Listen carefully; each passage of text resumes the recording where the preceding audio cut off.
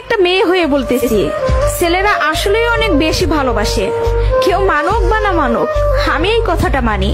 এটা একটা আপুর গল্প। আপু আমাকে বলছিল, আমি যখন ইন্টার ফার্স্ট ইয়ারে পড়ি, একটা ছেলে আমার পিছনে সব সময় ঘুরঘুর করতো।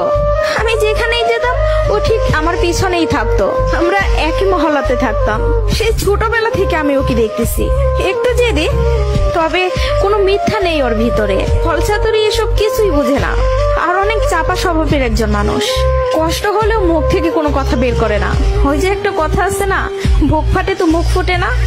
এমনকি আমি যখন ওকে দাঁড় করাই বলতাম, কিছু বলবেন, ও বলতো না কিছু না। একদিন আমি ওকে প্রপোজ করলাম আর বললাম, আপনাকে দিয়ে কিছু হবে না, আমি সারাটা জীবন আপনার সাথে থাকতে চাই, আপনার বউ হতে চাই আমি।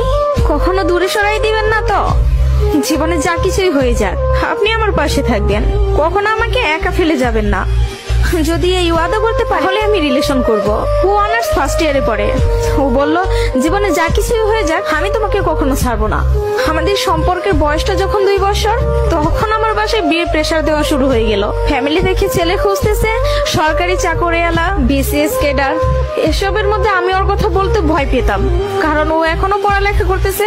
চাকরি তো দূরের কথা, চাকরি পাইতে তো অনেক সময় লাগবে, কিন্তু আমার ফ্যামিলি তো আমাকে সময় দিবে না। আমি অনেক কষ্টে আম্মুকে রাজি করাই। আম্মু যেন আব্বুকে এই কথাটা বলে, আর আম্মু আব্বুকে বলে। আব্বু সাথে সাথে মুখের উপর বলে দেয়, সম্ভব না, বেকার ছেলের হাতে আমি আমার মেয়েকে দিব না।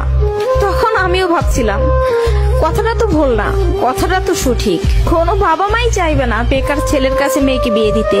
আমি নিজেও তো কখনো চাইবো না, কিন্তু তারপরও মাথায় চলতেছে, আমি যদি ওকে হারাই ফেলি, আর কখন কি ফিরে পাবো ওকে? আমি তো আর ফিরে পাবো না। পরবর্তীতে আমি ওকে সব বলি, ওকে বলি কি করব বলো। তখন বুঝতে পারতেছিলাম ও কান্না করতেছে।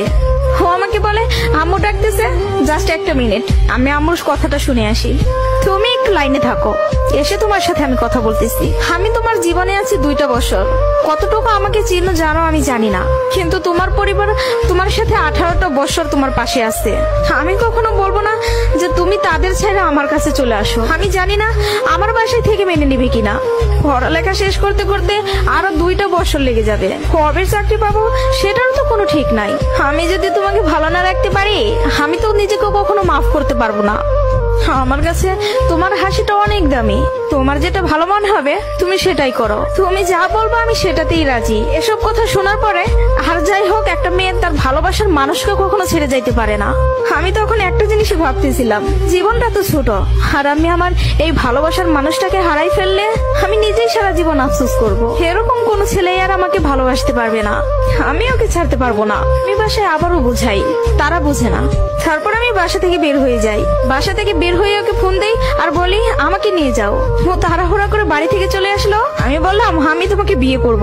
ও আমাকে বলে, আমি বলছি না তোমাকে, তুমি যা বলবো আমি তাতেই রাজি আছি।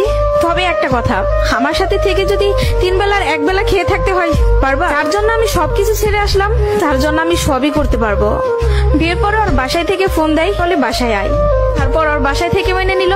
তার কিছুদিন পর আমার বাসায় থেকেও মেনে নিল।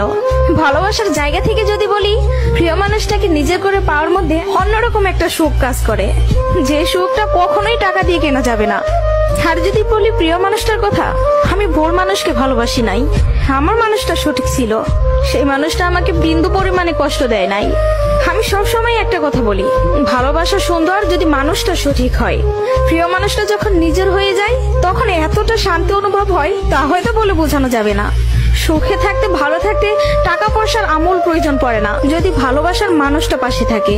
কাউকে ধরলে হাতটা শক্ত